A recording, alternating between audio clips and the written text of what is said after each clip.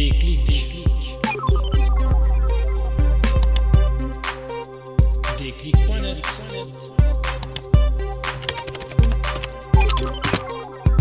Déclic.net. Bonjour et bienvenue, nous allons voir ici comment créer une sorte de géocaching avec nos élèves totalement offline pour qu'ils puissent donc partir dans la campagne et donc faire une sorte de jeu de piste, une sorte de course d'orientation, mais cette fois avec une tablette ou un téléphone qui peut être de l'école ou éventuellement privé. Bien sûr de l'école serait plus facile parce que vous pouvez préparer les données à l'avance, tandis que privé il y a toujours le risque que l'élève n'a pas son téléphone, il faut envoyer un mail, etc. C'est un petit peu plus complexe. Donc voici comment faire. Tout d'abord, je vais sur le site map.geo.admin.ch. Donc je répète map.geo.admin.ch pour prendre la carte de ma région. Alors j'imagine, moi je suis donc habitant de Saint-Légier-Blonay. Je vais donc prendre les écoles de Blonay-Saint-Légier qui se trouvent par ici. Voilà, et je vais placer des postes donc dans le village, 2 ou 3 postes. Pour ceci, je prends dessiner ou mesurer sur la carte et je prends un symbole. Et je place par exemple un symbole, poste 1, ici, je le mets, bim, et puis je peux mettre départ. Départ, et je choisis ici taille grande ou petite, signe et la couleur. Ok, c'est fait. Je choisis donc l'étoile pour le départ.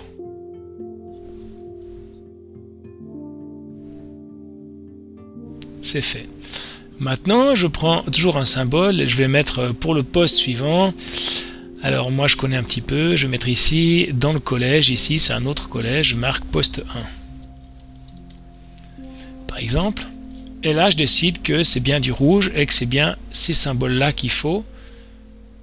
Taille grande, parfait, description. Ici, je peux très bien mettre petit, grand ou moyen, savoir si c'est une petite boîte, une grande boîte, une petite boîte, un livre.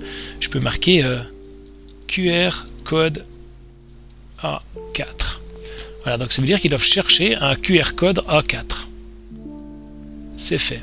Je mets ici, par exemple, un poste suivant. Je le mets ici au carrefour. Ici, je mets poste 2. Et je mets, par exemple, boîte petite. Voilà, et puis je peux mettre aussi carnet à signer. Donc vous devez aller signer le carnet pour que ce soit valide. Par exemple, ici. Maintenant, je peux mettre ici un poste, voilà, par ici. Et je mets poste 3. Et je mets ici objet voyageur.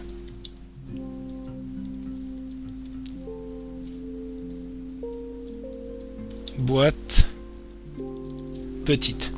L'objet voyageur dans ces géocaching, en fait, dedans il y a un objet. Ce sera à vous donc de placer un objet à l'intérieur de cette boîte.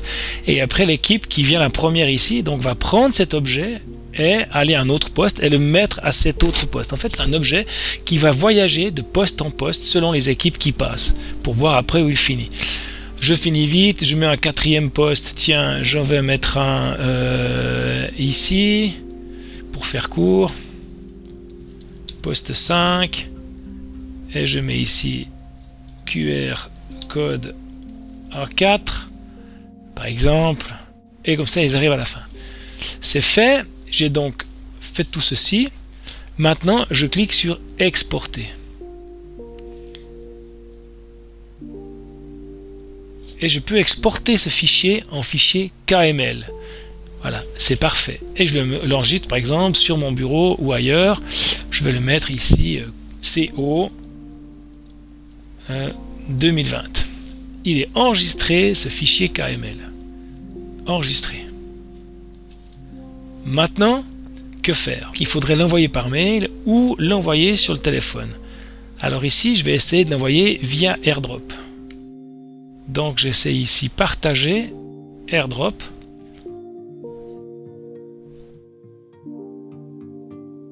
Et je vois ici qu'il y a mon téléphone, je le partage. Ici, il est partagé.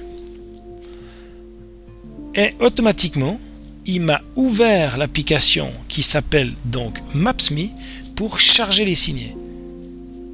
Et je fais OK. Donc il m'a chargé ces signets-là. Maintenant, il faut que je me place chez moi déjà pour voir ces signets. Et je vois ici qu'il y a tous mes posts qui sont marqués. Donc après, je peux aller voir les posts et j'y vais. Et je vais donc aller faire ceci. Si c'est marqué QR code A4 ici. Ici, c'est marqué objet voyageur boîte petite. Donc, c'était importé dans Maps.me automatiquement. Donc, pour ceci, il faut télécharger Maps.me et ensuite ouvrir ce fichier avec Maps.me. Normalement, il l'ouvre tout seul. Maps.me est donc une application gratuite qui se présente comme ceci. Maps.me ici. Et il faut aussi là-dessus télécharger les différentes cartes. Donc vous pouvez télécharger des cartes ici, vous pouvez choisir, vous pouvez prendre Lausanne, etc. et télécharger votre région pour que ça marche.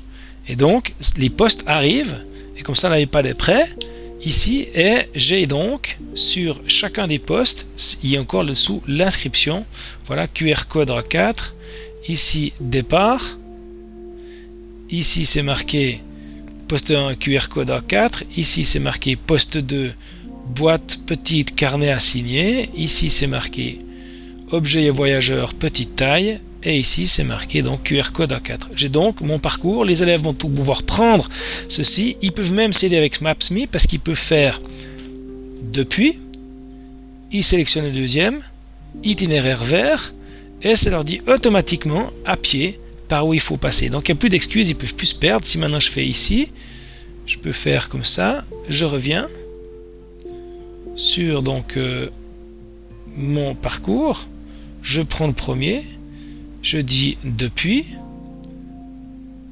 je vais chercher donc le deuxième, mon poste ici,